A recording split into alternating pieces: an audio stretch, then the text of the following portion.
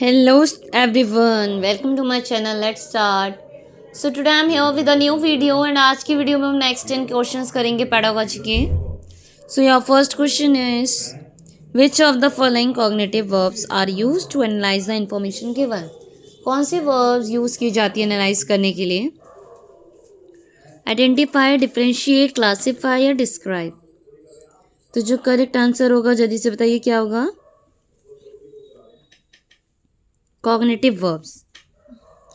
तो जो correct answer है वो है डिफरेंशिएट. क्या है? Differentiate.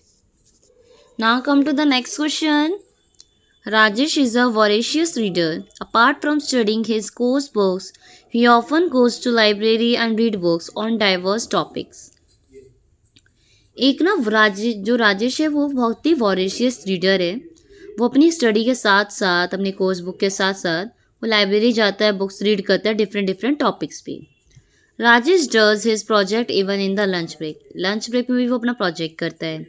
He does not need prompting by his teacher या parents to study for test and seems to truly enjoy learning.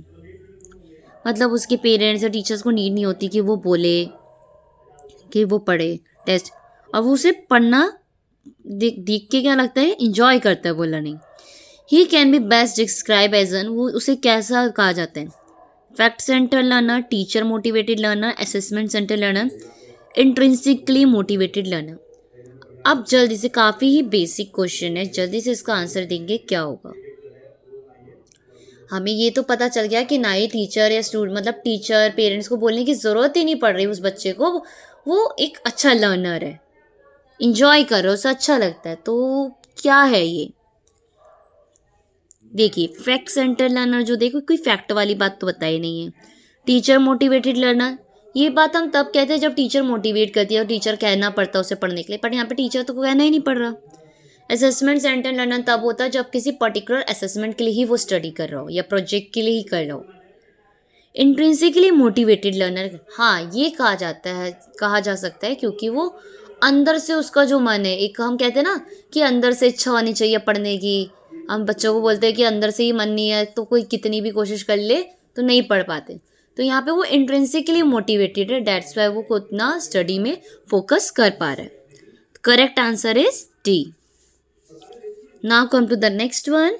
Children in pre primary get satisfaction from being allowed to discover.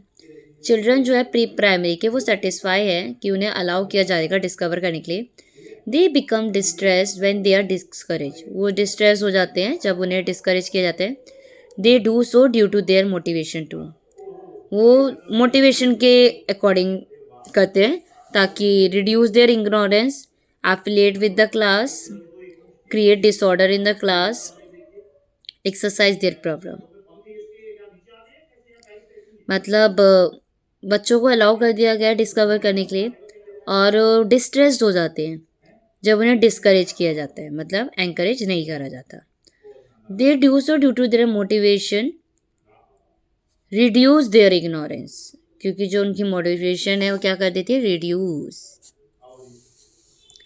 Next is understanding human growth and development enables a teacher to. Human growth and development को समझने के लिए teacher क्या करती है? Gain control of learners emotions while teaching, be clear about teaching diverse learners, tell students how they can improve their lifes, practice her teaching in an unbiased way. Human growth and development को अगर समझना है तो ये teacher को क्या बताते हैं कि लर्नर के इमोशन पे कंट्रोल करे. No.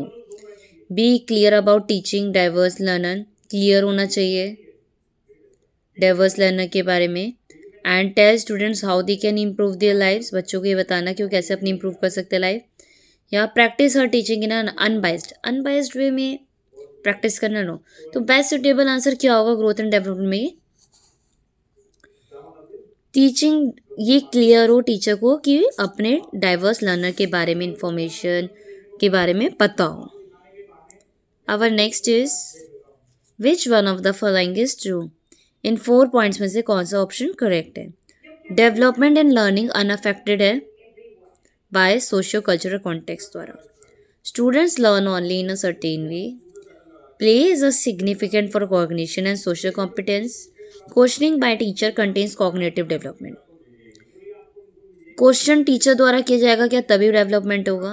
That is not compulsory. Student सिर्फ एक पर्टिकुलर वे में लर्न करेंगे ये भी ज़रूरी नहीं है। डेवलपमेंट एंड लर्निंग अनअफेक्टेड है सोशियो कल्चर, ये तो हो ही नहीं सकता, इंटर रिलेटेड कह सकते हैं। तो कहीं ना कहीं प्ले ज़रूरी है कॉग्निटिव एंड सोशल डेवलपमेंट के लिए, ये पॉइंट बिल्कुल करेक्ट है। Now come to the next one, which of the following is true about the role of heredity and environment in the development of a child. कौन सा point correct है heredity and development के बारे में child के? The relative contribution of peers and genes are not additive. Heredity and environment do not operate together. Prosperity is related to environment while actual development requires heredity. Both heredity and environment contribute 50% each in the development of a child. Which one is true? Heredity and development के बारे में जल्दी से comment में बताएंगे कौन सा option बिल्कुल करेक्ट है जो इसके साथ जाएगा।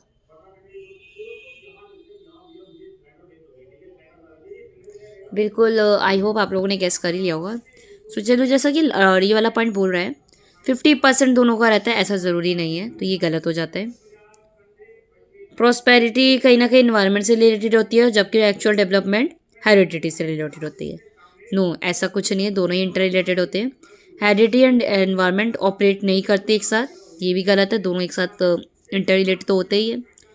The relative contribution of peers and genes are not additive. जो कंट्रीब्यूशन होता है पीयर्स एंड जीन्स का वो एडिटिव नहीं होता। तो करेक्ट ऑप्शन क्या होगा इसका? ए। नेक्स्ट इज सोशलाइजेशन क्या है? Rapport between teacher and taught, process of modernisation of society, adaptation of social norms या change in social norms. Socialisation क्या है जल्दी से बताएंगे।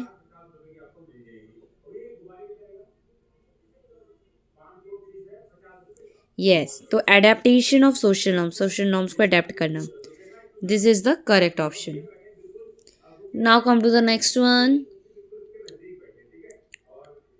अ PT teacher wants her students to improve fielding in the game of cricket. Which one of the following strategy will help his students achieve the goal? PT teacher चाहते हैं कि उनके जो स्टूडेंट्स हैं वो क्रिकेट में अच्छा प्ले करें, तो कौन सी स्ट्रेटेजी वो अपनाएंगे ताकि ये चीज़ इंप्रूव कर पाए, जो वो चाहते हैं वो फुलफिल हो पाए। Tell student how important it is for them to learn to field, या उन्हें ये पॉइंट बताया जाएगा कि कितना इम्पोर्टेंट है। Explain the logic behind good fielding and rate of success. Good fielding के बारे में बताएंगे, डेमोन्स्ट्रेट करेंगे फील्डिंग वाइल स्टूडेंट ऑब्जर्व, खुद से करके दिखाएंगे और बच्चे ऑब्जर्व करेंगे, क्या बच्चों को ज़्यादा से ज़्यादा प्रैक्टिस देंगे फील्डिंग में। देखो, अगर फील्डिंग इंप्रूव करनी है बच्चों की क्रिकेट में तो वो तो प्रैक्टिस से ही डेवलप हो पाएगी ना। अगर हम उन्हें करके भी दिखा रहे हैं दैट इज़ नॉट पॉसिबल, क्योंकि फील्डिंग में बॉल कब किस पोजीशन से कहाँ से आ जाए वो तो हम प्रैक्टिस से ही करेक्ट होगा। ऐसा थोड़ी ना कि एक फिक्स पोजीशन या फिक्स प्लेस पर ही बॉल आने वाली है क्रिकेट में, ऐसा तो होता ही नहीं। डिफरेंट कहीं से भी कभी भी किसी भी पोजीशन में होता है जहाँ हमें रेडी रहना चाहिए। तो जितनी ज़्यादा प्रैक्टिस करेंगे, जितना ज़्यादा हम रन करेंगे, उससे ज़्यादा हमारा फील्डिंग इम्प्रूव होगी। तो जो करेक्ट ऑप्शन जाएगा वो जाएगा आपका D. Next is a teacher wishes to help her students to appreciate multiple views of a situation. She provides her students multiple opportunities to debate on this situation in different groups according to Vygotsky's perspective.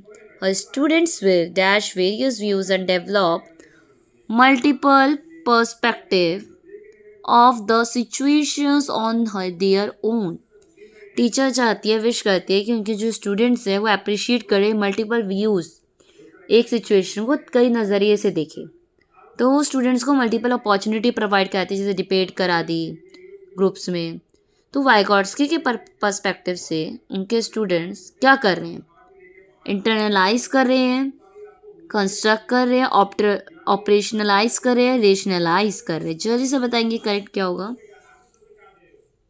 जब वो किसी चीज़ को different way से देख रहे हैं तो क्या कर रहे हैं? इंटरनलाइज। क्या कर रहे हैं? इंटरनलाइज, अंदर से अपने आप से सोच रहे हैं डिफरेंट पर्सपेक्टिव से। Now the today's last question is, Sita has learn to eat rice and dal with her hand When she is given dal and rice, she mixes rice and dal and starts eating.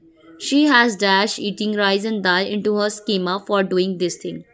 Accommodate, assimilate, appropriate, initiate. देखो तो correct answer क्या होगा, जल्दी से comment में बताएंगे इसका क्या होगा. आई होप आप सबने गेस कर ही लिया होगा. सो जो इसका करेक्ट होगा एसिमिलेट होगा, क्योंकि एकोमोडेशन तब होता है, एकोमोडेटेड हम तब कहते जब उसमें कुछ मॉडिफाई होता, चेंजेस होते, वो उसे ऐड ऑन करती, तो हम एकोमोडेट की बात करें. उसने राइस एंड दाल सीखा है, खाना लर्न करा है और वो वैसे ही खा रही है, तो ये एसिमिलेट है. ये सिचुएशन क्या हो गई, एसिमिलेटेड. सो ये थे आज के आपके 10 क्वेश्चंस. आई होप आपको अच्छे लगे होंगे, हेल्पफुल लगे होंगे. वीडियो अच्छी लगी हो तो लाइक शेयर तो कर ही दीजिएगा और कमेंट में ज़रूर बताइएगा कि 10 में से कितने आंसर्स आपके करेक्ट रहे, कितने आंसर आपके सक्सेसफुली डन हो पाए. And one more thing, if you want to give any kind of feedback about my video, about my channel, you can also suggest me through comment section कि आपको किस तरह की कैसी लग रही है वीडियो. कोई अगर आप सजेशन देना चाहते हो कि इम्प्रूव कर सकती हूँ मैं अपनी वीडियो में, मैं कमिंग वीडियोस को इम्प्रूव करूँगी. एंड अगर आप कुछ अच्छी लगती है तो वो भी आप कमेंट में कर दो ताकि मुझे मोटिवेशन मिले. सो एंड जाने से पहले मेरे चैनल को सब्सक्राइब कर दो ताकि और भी ऐसी वीडियोस मैं आपके साथ शेयर कर पाऊँ. Bye bye everyone.